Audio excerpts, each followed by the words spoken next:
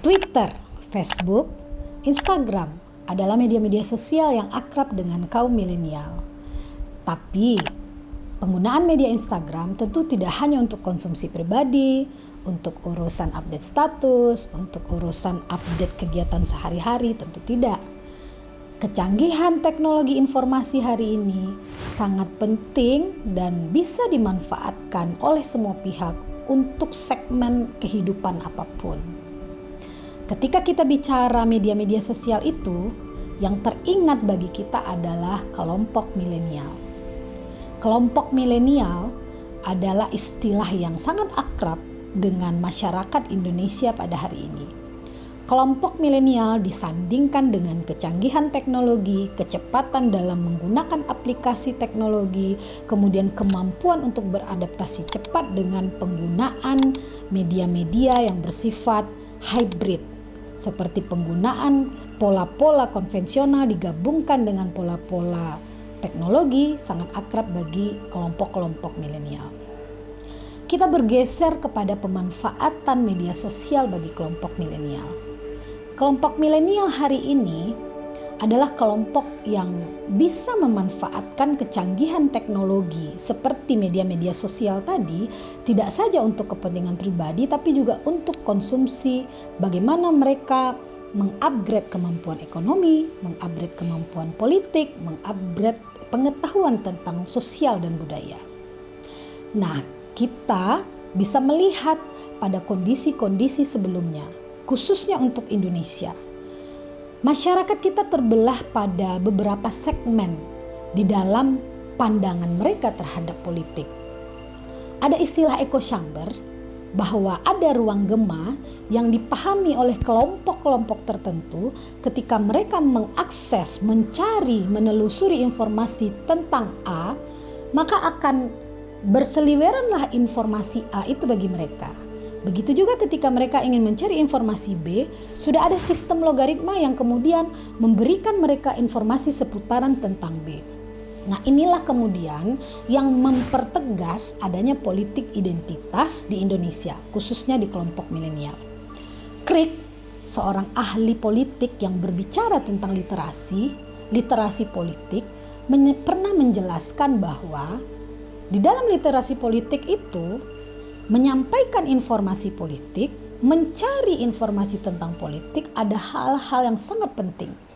Informasi politik itu saat ini sudah bisa berkolaborasi tidak saja dengan hal-hal yang bersifat manual dan konvensional, tapi juga memanfaatkan kecanggihan teknologi dan informasi. Kaum milenial Indonesia sudah memanfaatkan itu, sehingga mereka sangat aktif dan terlibat dengan baik di dalam percaturan politik di Indonesia. Menghadapi pemilu 2024 nanti, bahwa tagline-nya hari ini, politisi muda adalah politisi yang berjaya, itu adalah hasil dari dan harapan dari kaum milenial itu sendiri, bahwa mereka menganggap mereka sudah mapan secara politik. Tapi satu hal yang mereka lupakan, bicara politik tidak hanya bicara bagaimana bisa mengumpulkan informasi tentang politik sebanyak-banyaknya. Tapi bicara politik adalah bicara bagaimana bisa bersatu, bagaimana bisa berkolaborasi dengan masyarakat. Nah, hal itu tentu bisa kita dapatkan ketika kita sudah pengalaman yang baik dengan masyarakat, punya deretan pengalaman bermasyarakat dengan baik, berkontribusi kepada masyarakat. Kalau hanya mengandalkan kemampuan teknologi, informasi tentu tidak sampai di sana. Ada hal lain. Crick juga menjelaskan bahwa pentingnya bagi kita untuk mengkomunikasikan politik itu sendiri. Jadi bagaimana kita bisa beradaptasi dengan masyarakat, kita bisa mencari lewat media massa, media elektronik, kemudian media cetak, itu semuanya harus kita ramu, kemudian kita cari rasionalisasi mana yang paling masuk akal dan paling benar. Jadi jangan hanya mengandalkan echo chamber tadi, sehingga terbentuklah politik identitas. Meskipun politik identitas tidak salah, tapi ketika itu dibiarkan berlarut-larut akan membuat terjadinya perpecahan, dan itu akan mempengaruhi entitas bernegara. Terakhir, bagi kita Setelah kita mengetahui bagaimana mendapatkan informasi, bagaimana mengkomunikasikan itu, hal yang penting bagi seseorang yang paham atau yang bisa masuk ke dalam literasi politik itu adalah mereka bisa mengevaluasi produk politik itu. Produk seperti apa?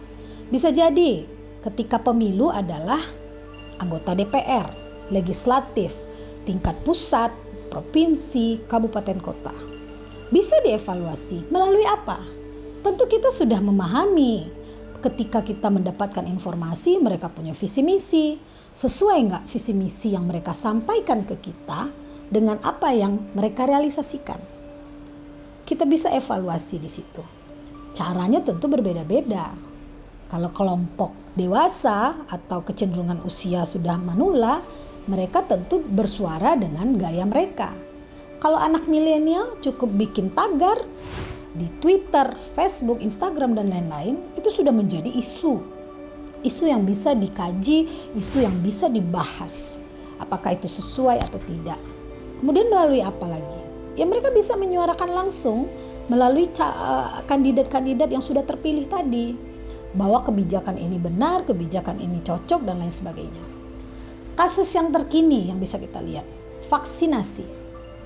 Vaksinasi itu sampai hari ini, meskipun sudah banyak pemahaman, sosialisasi yang dilakukan oleh pemerintah, tapi masih ada pro dan kontra.